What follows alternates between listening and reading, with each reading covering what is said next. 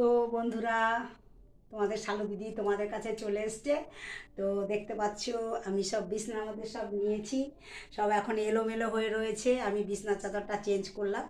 তো এখন আমি গানে বসবো, কিন্তু দুঃখের বিষয় আমার ফোনটা খুবই খুবই খারাপ। কেননা আমার ফোনে মানে কি করব, গান কি করে লোড করব, তিনটে চারটে অন্তরা ধরে না।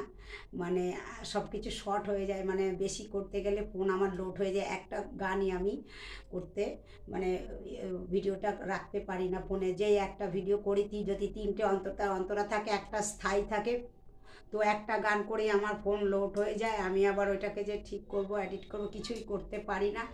আর সেজন্য আমি গানের ভিডিও আমি দিতে পারি না। আর কি করবো, আমি সেরকম কিছু পারি না। আমি গান তো ভালো জানি না, কোনো কিছুই আমি ভালো পারি না, জানি না। তো আমি এদের সাথে প্রেম করি, তো আমি এদের ভালোবাসি, তাই আমি এদের নিয়ে থাকি। তো সো তোমাদেরটা আমি দেখি, আমার ভীষণ ভালো লাগে তোমাদের গান, ব্লগ, নাচ আমি দেখি। আর তাই আমারটা আমি তোমাদের সাথে শেয়ার করি। আমি যখন মরে যাব আমার ছেলে আমাকে দেখবে, তাই আমি করি। আমার এইসব করে আমার সময় কাটে। তো আমি সেরকম সেরকম সবার সাথে বাইরে আমার নিজের পার্সোনাল বলতে কেউ নেই, ননদ টনদ বা যা আপা কেউ নেই। তো তাই আমি ঘরের মধ্যেই আমার জীবন, আমার এই আমার লাইফ, নাচ গান ব্যায়াম, এই নিয়ে আমার জীবন। তো কি বললাম না, এদের আমি ভীষণ ভালোবাসি। আর আমাকে অনেকে এই নিয়ে অনেক সমালোচনা হয়, আলোচনা হয়, তো আমার কিছু করার নেই। তাদেরকে বলি তোমরা সবাই ভালো থেকো। তো এইটাই আমার জীবন, এইটাই রাস্তা আমি বেছে নিয়েছি, একা থাকার পথ। তো আমি যদি ভালো থাকি, আমার দুজন আছে, তাকে আমার ভালো রাখতে হবে। আমার এই নিয়ে আমার মন ভালো থাকে, আমি ভালো থাকি, আমি কোনো দিকে তাকাই না। আমি সিরিয়ালও দেখি না, কারণ আমার কোনো কিছু ভালো লাগে না। আমি গোপাল ভাঁড় দেখি, ঠাকুমার ঝুলি দেখি, ভীষণ ভালো লাগে। মাঠ, ধান ক্ষেত, মাছ, হাতি, মানে ভীষণ কার্টুন দেখি। হ্যাঁ, তো আমার ভালো লাগে। ঘোরাফোরা এরকম অনেক কিছু দেখায়, মানে রাস্তা দিয়ে যাচ্ছে, সবুজ মাঠ, পাশে নদী, তো সবুজ ধান ক্ষেত, তো গোপাল ভাঁড় রাস্তা দিয়ে হেঁটে যাচ্ছে ছাতা মাথায় নিয়ে, গাছে গাছপালা। আমার এই নিয়ে আমার জীবন কেটে যায়, কারণ ঘরে থাকি কিন্তু মনে হয় আমি বাইরে আছি। তো ওই দৃশ্যগুলো আমার দেখতে ভীষণ ভালো লাগে। গোপাল ভাঁড়টা আমি ভীষণ ভালোবাসি, কেন নয় যে বললাম, আমি ঘরের মধ্যে সব কিছু দেখতে পাচ্ছি, তাই আমি ওইগুলো দেখি। ঠাকুমার ঝুলি দেখি, এক এক দিন এক একটা গল্প আমার ভীষণ ভালো লাগে। ছোটদের গল্প মনে হয় আমি ছোটো সেই আগের দেশে চলে যাই আমি।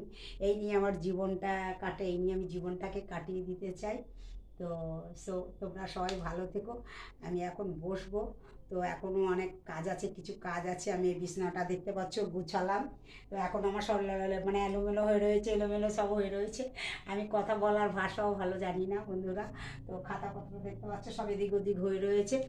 তো এখন ঘরটা ঝাড় দেবো, তারপর আমি তোমাদের সাথে বসবো। বেশি কথা বলবো তো আমার ফোনে কপিরাইট পড়ে যাবে, আবার ফোন লোড হয়ে যাবে, তো তোমাদের সাথে কথাই বলতে পারবো না, গানও দিতে পারবো না। এই জন্য আমি গানও দিতে পারি না।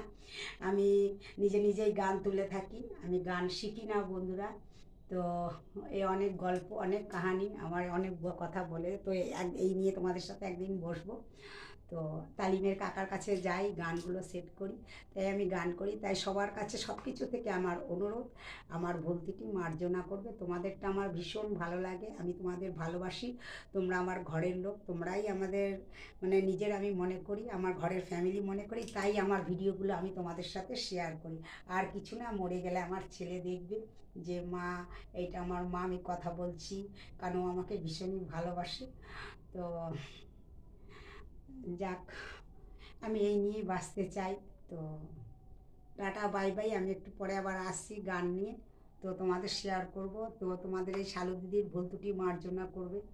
তো বড়দেরকে আমার প্রণাম, ছোটদেরকে আমার অনেক বুক ভরা ভালোবাসা।